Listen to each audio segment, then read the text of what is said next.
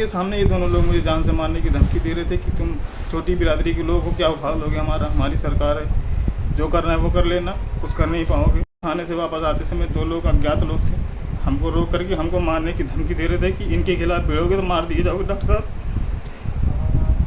और हमारी कोई सुनवाई नहीं हो रही है। हमारे मुआसी हमारे खिलाफ दुष्प्रचार करवा रहा है कि हम दारू पीते हैं, हम वहाँ पैसा खाते हैं, और हमसे धमकी दे रहा था कि अगर सही से नहीं रहोगे तो इतना परेशान कर देंगे, नौकरी छोड़ के भाग जाओगे। हमने उनसे कहा कि सर हमें बहुत ही मानसिक रूप से प्रताड़ित किया जा रहा है और हमारी कोई सुनवाई नहीं हो रही है। हम ATI न्यूज़ वालों से रिक्वेस्ट करेंगे हमारी खबर को सबके पास पहुंचाई जाए और हमें न्याय दिलाया जाए और उन दोनों के खिलाफ कोई आवश्यक कार्रवाई की जाए जो भी उचित हो। साथियों नमस्कार, मैं हूं नीरज पटेल और आप देख रहे हैं नेशनल जनमत। अभी जिस शख्स को आप रोते बिलखते देख रहे थे, ये कोरोना वॉरियर्स हैं।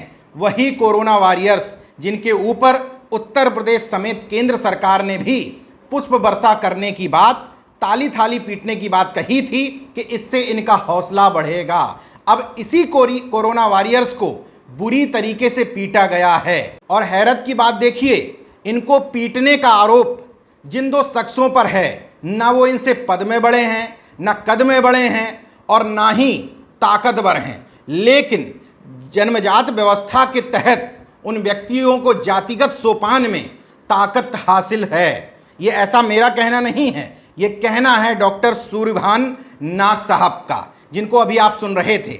सुल्तानपुर के एक प्राथमिक स्वास्थ्य केंद्र में चिकित्सा अधिकारी के पद पर तैनात हैं।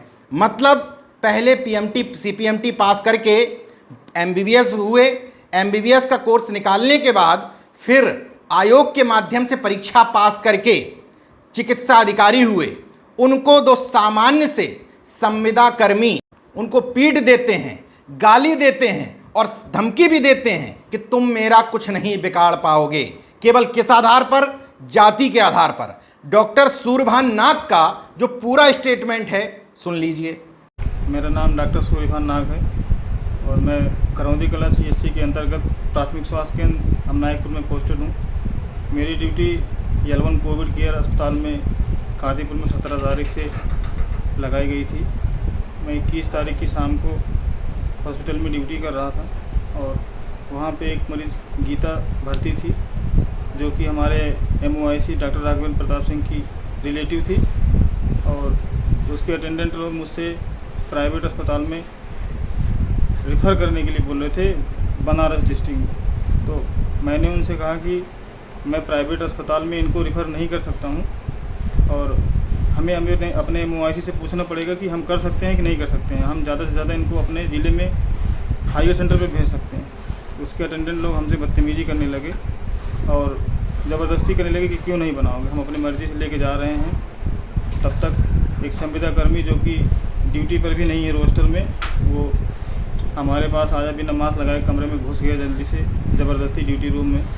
और मेरे ये कहने पर कि मास्क क्यों नहीं लगाए हो, मास्क लगाओ सही से, ये कोविड का अस्पताल है, यहाँ कोरोना के मरीज़ हैं। उसने मुझे गाली देनी शुरू कर दी कि तुमको साले रोस्टर बता रहे हो, तुमको नियम बता रहे हो और तुमको रेफ़र करना था, तुम क्यों नहीं रेफ़र बना रहे हो, गाली दे करके। हमने कहा कि सही से बात करो सर, नहीं तो ठीक नहीं होगा। फिर उसने मेरे ऊपर हाथापाई करनी शुरू कर दी और मारपीट की, मेरे कपड़े फाड़ दिए, मेरे चोट भी लगी थी, यहाँ पे लगा है, यह हाथ सही से नहीं उठ रहा है, कमर पे भी हमारे चोट आई हुई है। और हमने फ़ोन किया अपने MOIC के पास, तो वो फ़ोन शुरू में नहीं उठाए। उसके बाद आए तो उनके सामने ये दोनों लोग, एक टिंकू सिंह BPM है वहाँ, उसने फ़ोन करके बुलाया। वो दोनों फिर से ड्यूटी रूम में घुस के मेरे साथ मारपीट की और मेरे फ़ोन करके बुलाने के बावजूद भी MOIC देर में आए और उनके सामने ये दोनों लोग मुझे जान से मारने की धमकी दे रहे थे कि तुम छोटी बिरादरी के लोग हो, क्या उखाड़ लोगे, हमारी सरकार है, जो करना है वो कर लेना, कुछ कर नहीं पाओगे। फिर मैंने अपने अधीक्षक से कहा कि सर हमारे साथ चल करके FIR करवाइए, हमारे साथ मारपीट हुई है। वो हमसे बोलते हैं कि हम तुम्हारे साथ क्यों जाएंगे, हमें जाना होगा तो इनके साथ जाएंगे, ये हमारी कास्ट के लोग हैं, इनके खिलाफ ऐसे रहो, वरना हम तुम्हें विभागीय रूप से इतना परेशान कर देंगे तुम नौकरी छोड़ के भाग जाओगे। नहीं हमारी बात सुनी गई हम शाम को गए थाने पे FIR लिखने के लिए, अपना एप्लीकेशन दिए थे। अकेले गए हम, नहीं लिखा गया,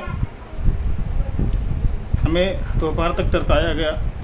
बहुत मुश्किलों से हमारे FIR दर्ज हुई। उसके बाद हमको रास्ते में थाने से वापस आते समय 2 लोग अज्ञात लोग थे, हमको रोक करके हमको मारने की धमकी दे रहे थे कि इनके खिलाफ भिड़ोगे तो मार दिए जाओगे डॉक्टर साहब। और हमारी कोई सुनवाई नहीं हो रही है। हमारे मुआसी हमारे खिलाफ दुष्प्रचार करवा रहा है कि हम दारू पीते हैं, हम वहाँ पैसा खाते हैं, और हमसे धमकी दे रहा था कि अगर सही से नहीं रहोगे तो इतना परेशान कर देंगे, नौकरी छोड़ के भाग जाओगे। हमने उनसे कहा कि सर हमारा एल्कोहल टेस्ट करवा लीजिए और इन दोनों का भी करवाइए किसी अधिकारी के सामने। ये लोग नहीं सुने हमारी बात को और हमारे खिलाफ ही उल्टा प्रचार करने लगे कि हम खराब हैं और हम दारू पीते हैं, हम ये करते हैं, हम वो करते हैं, और हमें बहुत ही मानसिक रूप से प्रताड़ित किया जा रहा है और हमारी कोई सुनवाई नहीं हो रही है। हम ATI न्यूज़ वालों से रिक्वेस्ट करेंगे हमारी खबर को सबके पास पहुंचाई जाए और हमें न्याय दिलाया जाए और उन दोनों के खिलाफ कोई आवश्यक कार्रवाई की जाए जो भी उचित हो, क्योंकि हम बहुत मानसिक रूप से प्रताड़ित हैं और हम ड्यूटी करने की स्थिति में नहीं हैं और हमको जान से मारने की धमकी लगातार मिल रही है कि सुलह कर लो, FIR वापस ले लो वरना मार दिए जाओगे। आपके घर के परिवार को खतरा है। हमारी बस यही रिक्वेस्ट है सरकार से, माननीय मुख्यमंत्री जी से, कि हमारी सुरक्षा की गारंटी ली जाए और हम इस खतरे के माहौल में ड्यूटी करने में बहुत ही ज़्यादा डर रहे हैं। हम कोरोना हॉस्पिटल में ड्यूटी कर रहे हैं, हमको कोरोना वॉरियर कहा जा रहा है, लेकिन इस तरीके से हमारा ही छोटा कर्मचारी जो कि जातिवादी सोच लेकर के हमारे साथ हमला कर रहा है, हम कहाँ तक से अपने आप को महसूस करेंगे। अब इस बयान के बाद ज़्यादा कुछ बताने की ज़रूरत नहीं रह जाती है, इसलिए मैं सरकारों के दोहरे दोगले चरित्र पर बार बार सवाल उठाता हूं। कहीं कहीं ऐसी घटनाएं हुई कि डॉक्टर्स को किसी ने छेड़ भी दिया, किसी ने उंगली तक उठा दी, आपने उन लोगों पर रासुका लगवा दी क्योंकि वहां से आपका वोट बैंक तुष्ट होता है।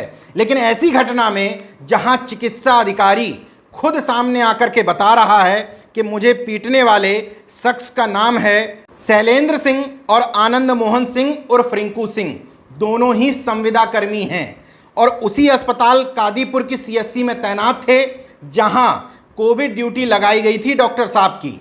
बुरी तरीके से उनको पीटने के बाद भी वर्तमान स्थिति ये है कि दोनों की गिरफ्तारी अभी तक नहीं की गई है।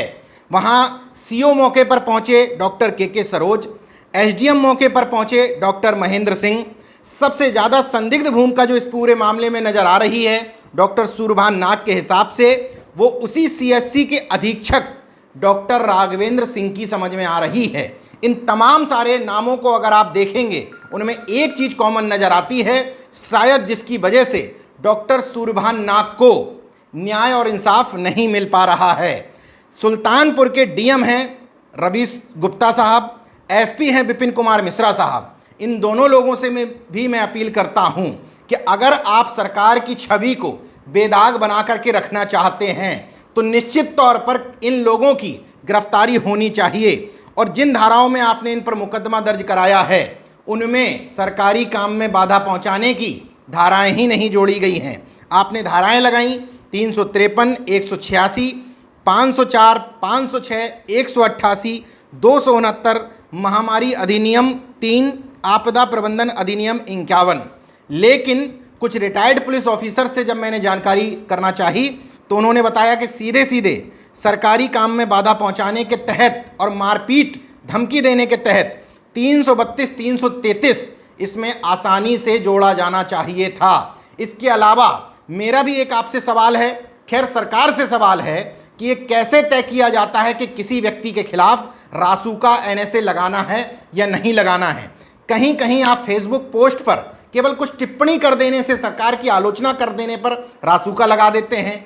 कहीं पर आप कहते हैं कि डॉक्टर्स को किसी ने निगाह भी उठा करके देखा क्योंकि इस समय वो कोविड फाइटर्स हैं, कोरोना वॉरियर्स हैं, तो उनके ऊपर हम इस तरह की धाराएं लगाएंगे। लेकिन यहाँ धाराओं में कंजूसी क्यों? रासुका और NSA को मैं कभी उचित नहीं मानता।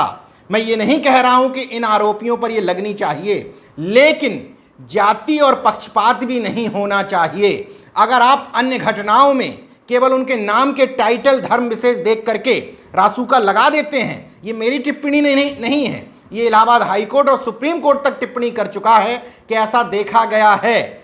ज़्यादातर धर्म विशेष के मामलों में आपने रासुका लगाई है लेकिन उसको साबित नहीं कर पाए।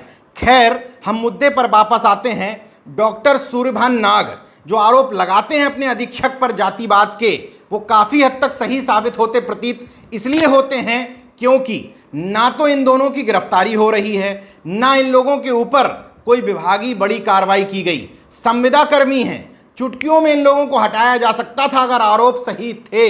लेकिन एक चिकित्सा अधिकारी के सर पर चोट दिखने के बाद, उत्पीड़न के आरोप के बाद, भद्दी भद्दी गालियां देने के आरोप के बाद, चूंकि ये दोनों अधीक्षक के स्वजाति हैं, इसलिए इन लोगों पर शायद कार्रवाई नहीं हो रही है। डॉक्टर सूर्यभान नाग कम से कम यही आरोप लगाते हैं। ऐसा नहीं है कि सुल्तानपुर के सीएमओ साहब ने इसमें कोई कार्रवाई नहीं की। उनकी कार्रवाई का तरीका देखिए। सीएमओ साहब का नाम है धर्मेंद्र त्रिपाठी। उन्होंने 28 मई को डॉक्टर सूर्यभान नाग को एक नोटिस थमाया है। नोटिस में लिखा हुआ है, कोविड-11 हॉस्पिटल सामुदायिक स्वास्थ्य केंद्र कादीपुर सुल्तानपुर में दिनांक 21 मई को मरीज श्रीमती गीता सिंह, इन्हीं गीता सिंह को अधीक्षक राघवेंद्र सिंह का रिश्तेदार बताया जा रहा है, को उपचार हेतु उच्च केंद्रित संदर्भित किए जाने में लापरवाही एवं कार्यालय के कर्मचारियों के साथ समन्वय पूर्ण व्यवहार न किए जाने से परिलक्षित होता है कि आपके द्वारा अपने राजकीय कार्यों एवं दायित्वों का निर्वहन सुचारू रूप से नहीं किया गया, जो अत्यंत खेद का विषय है। आपका यह आचरण कर्मचारी नियमावली के विरुद्ध है और आगे उनको ये भी चेतावनी दी गई है कि अगर आपने अपने आचरण में सुधार नहीं किया तो अनुशासनिक कार्रवाई हेतु उच्च अधिकारियों को सूचित कर दिया जाएगा। दोनों पक्ष में कौन सही कौन गलत, इन्होंने अधीक्षक के रिश्तेदारों के साथ कैसा बर्ताव किया ये मैं नहीं जानता, लेकिन संविदा कर्मियों के अंदर इतनी हैसियत ताकत कैसे आ गई कि वो एक चिकित्सा अधिकारी यानी कि क्लास 2 ऑफिसर को न सिर्फ पीटने की हिम्मत आ जाए बल्कि बाद में धमकी भी दी जाए कि तुम मेरा कुछ नहीं बिगाड़ पाओगे। डॉक्टर सूर्यभान नाग, स्थानीय विधायक राजेश गौतम जो सुरक्षित सीट से हैं लेकिन भारतीय जनता पार्टी के विधायक हैं कादीपुर विधानसभा से, उनके ऊपर भी आरोप लगाते हैं कि कोई कार्रवाई इसलिए नहीं हो रही क्योंकि अधीक्षक, दोनों संविदा कर्मी और भारतीय जनता पार्टी के विधायक ये सब आपस में मिले हुए हैं। इन लोगों को डॉक्टर सूर्यभान नाग से तकलीफ क्या थी, इसका जवाब देते हुए डॉक्टर सूर्यभान नाग कहते हैं कि मैं पिछड़े वर्ग से आता हूं, लेकिन सुल्तानपुर जैसे सामंतवादी माने जाने वाले ज़िले में मैं दब के नहीं रहता था। मतलब मेरी बॉडी लैंग्वेज ऐसी नहीं थी कि मैं इन लोगों के सामने डर रहा हूं या गिड़गिड़ा रहा हूं। इसलिए इससे पहले राजेश गौतम से भी उनका कुछ बहस या विवाद हो चुका है। इसलिए सब लोग मिलजुल करके ये कोशिश कर रहे हैं कि मैं नौकरी से इस्तीफा दे करके चला जाऊं। बहरहाल मैं अपील कर सकता हूं मुख्यमंत्री जी से कि निश्चित तौर पर इस पर सवाल इसलिए उठेंगे क्योंकि ये सारा कनेक्शन आपके जाति से जुड़ा हुआ है। इसलिए आप इसमें इन्वॉल्व हो या ना हो, स्वाभाविक तौर पर मुख्यमंत्री के पास इतनी छोटी छोटी चीज़ें नहीं पहुंचती। ये दिखाते हुए कि आप वास्तव में डॉक्टर्स को कोरोना वॉरियर्स मानते हैं। निश्चित तौर पर इन दोनों के ऊपर पुलिसिया कार्रवाई के अलावा विभागीय कार्रवाई भी होनी चाहिए। कोरोना के समय में एक कोविड फाइटर्स डॉक्टर्स का इस तरीके से अपने उत्पीड़न की वजह से रोना कतई देश के लिए, उत्तर प्रदेश के लिए उचित नहीं है।